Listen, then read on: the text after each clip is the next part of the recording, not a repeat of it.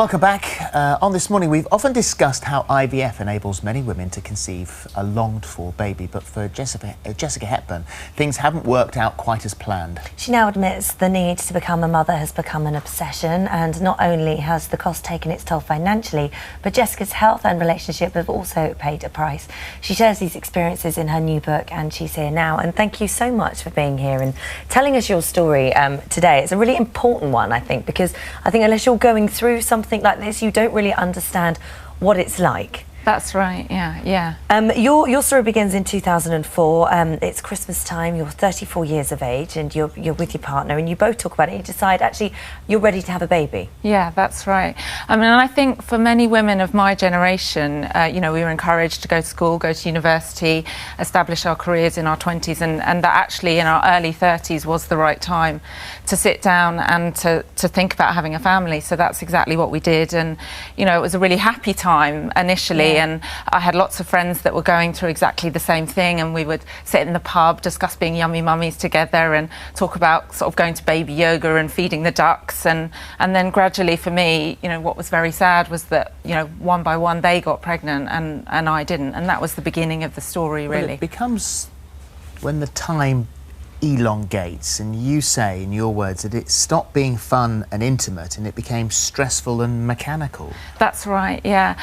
Well, I think the first thing you discover when you're trying for a baby and it's not happening immediately is the ovulation predictor kit, which I didn't even know the existence of until I started trying for a baby. And then it becomes an obsession, and you sort of timing things to exactly the right moment. Now get home. Yeah, exactly. That kind of thing. Exactly. And then and also you do read a lot that it can take a while to get pregnant. So at first we weren't particularly worrying, and then after about a year, that was the point when we first sort of went to see a doctor. And it's sort of good news and bad news rolled into one, because the good news is there's nothing wrong. They did all the tests on you and your partner, and everything was showing up perfectly normal, but still no pregnancy at this point. That's right. Yeah, we've got something which is called unexplained infertility, which affects around 25% of couples that are struggling to conceive. Yeah, so everything is in working order, which is certainly in our case and why one of the reasons why we've carried on as long as we have, because things should be working properly, and indeed in my case I do seem to be able to get pregnant. Well, you looked into artificial insemination, and that actually was, for you, an unpleasant experience. Yeah, I mean, I think also, it sort of in the early days, I was very paranoid about the whole process, and I think you have to come to terms with this isn't how you imagine as a woman that you're going to make a baby. So the first experience was very difficult, and it was unfortunate because the hospital that we were in, they sort of forgot us, and then when they remembered, they sort of suddenly rushed us out into a corridor and sort of said, "Oh, we're going to have to treat you here," and I was sort of very nervous about the whole thing already. So in fact I refused to go through it. Not in a corridor, surely. Yeah, no, in a corridor. I mean, they said they'd bring a few screens round and get up on the trolley and we'll whip it in. And I just thought, this isn't how I want to make a baby. Yeah. So you walked out at that point. You paid for the treatment. Yeah, but that's right. You didn't have it done. Yeah, and I didn't return to that hospital.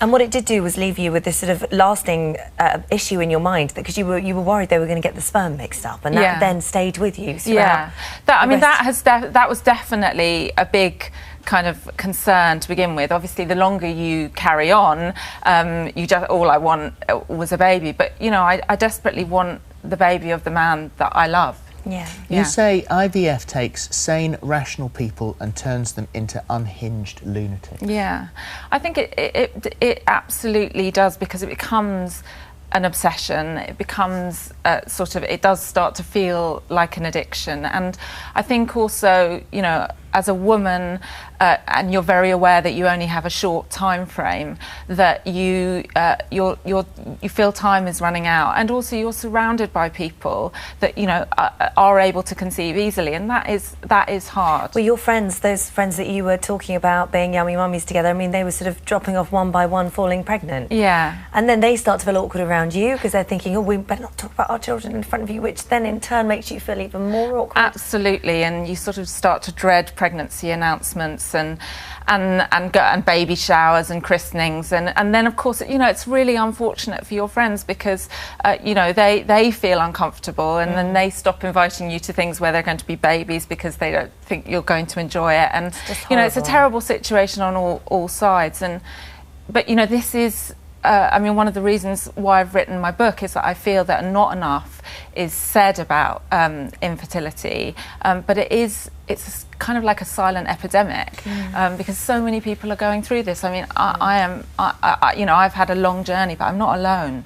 You have had the ultimate and saddest tease, really, because you did become pregnant, and it was ectopic, and so the baby that you longed for and dreamed of, you had to get rid of. Absolutely. I mean, I've had several what are called biochemical pregnancies, which are very early miscarriages. I've had quite a late miscarriage, and I've also, yes, had an ectopic pregnancy that wasn't discovered until 3 months, which was very unfortunate and incredibly dangerous, actually. Yeah, for absolutely. you. And I was rushed into hospital and had to have the pregnancy terminated. This has also had a big effect on your relationship.